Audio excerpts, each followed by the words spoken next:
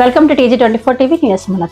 కేంద్ర ప్రభుత్వం తీసుకొచ్చిన 4 లేబర్ కోడ్స్ ను రద్దు చేయాలని తెలంగాణ రాష్ట్ర ప్రభుత్వం అసెంబ్లీలో తీర్మానం చేయాలని బహుజన వామపక్ష కార్మిక సంఘాల జేఏసీ డిమాండ్ చేసింది. నల్లగుంటలో జరిగిన సమావేశంలో రాష్ట్ర కార్మిక మంత్రికి వినతి పత్రం సమర్పించాలని, జనవరి 5న రాష్ట్ర వ్యాప్తంగా జిల్లా కలెక్టర్లకు వినతి పత్రాలు ఇవ్వాలని, జిల్లాల మండలాల కేంద్రాల్లో రౌండ్ టేబుల్ సమావేశాలు నిర్వహించాలని నిర్ణయించారు. నాయకులు మాట్లాడుతూ కేంద్ర బీజేపీ ప్రభుత్వం 29 కార్మిక చట్టాలను 4 లేబర్ కోడ్స్ కిందకు తెచ్చి కార్మికుల హక్కులను హరించేందుకు ప్రయత్నిస్తోందని విమర్శించారు. రైతులకు వ్యతిరేక చట్టాలను ఉపసంహరించుకోవాలని, ఉపాధి హామీ చట్టాన్ని కొనసాగించాలని కూడా డిమాండ్ చేశారు.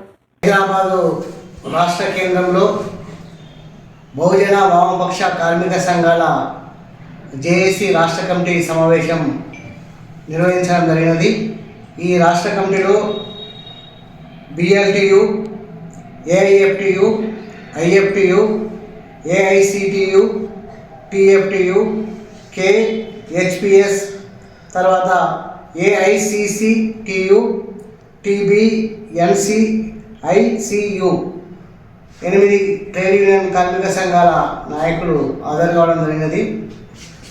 ఈ సమావేశం యొక్క ముఖ్య ఉద్దేశం ఏమిటి అంటే, కేంద్రంలో 3వసారి అధికారంలోకి వచ్చినటువంటి మోడీ ప్రభుత్వం 23 కార్మిక చట్టాలను రద్దు చేస్తూ 29 కార్మిక చట్టాలను రద్దు చేస్తూ 4 కోడ్లుగా తీసుకొచ్చి అవి ఆచరణలో అమలుకు ప్రయత్నం చేస్తున్నది.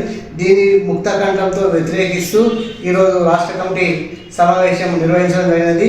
ఈ రాష్ట్ర కమిటీ సమావేశం యొక్క నిర్ణయాలు ఏంటి అంటే, జనవరి 5వ తారీఖు నాడు తెలంగాణ రాష్ట్ర వ్యాప్తంగా అన్ని జిల్లా కలెక్టర్ కార్యాలయాల ముందు 4 కోడ్లను వ్యతిరేకిస్తూ జిల్లా కలెక్టర్లకు వినతిపత్రం ఇవ్వాలనేది ఈ రాష్ట్ర కమిటీ నిర్ణయం జరిగినది.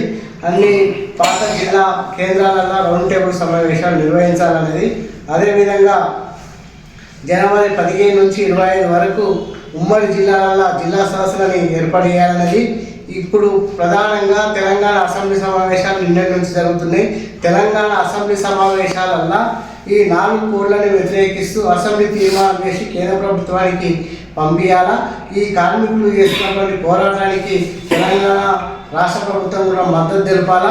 ఈ తదితర డిమాండ్ల విషయంలో ఈ రాష్ట్ర కమిటీ సమావేశం జరిగినది.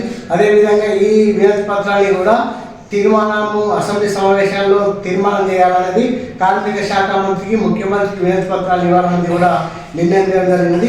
ఏదైతే ఫిబ్రవరిలో జరిగేటువంటి 12వ తారీఖు నాడు దేశవ్యాప్తంగా జరిగేటువంటి జాతీయ సమ్మెను విజయవంతం చేయడానికి రాష్ట్ర సదస్సులు, జిల్లా సదస్సులు, ఆయా రౌండ్ టేబుల్ సమావేశాలు నిర్వహించాలనేది ఈ బహుజన వామపక్ష కార్మిక సంఘాల చేసి నిర్ణయం చేయడం జరిగింది.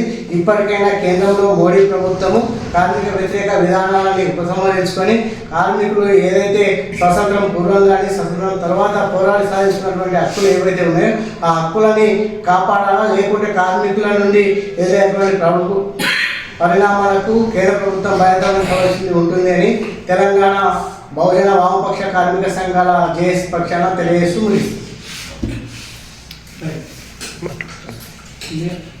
Hi, నేను మీ Satyasri. Please do subscribe TG24 TV.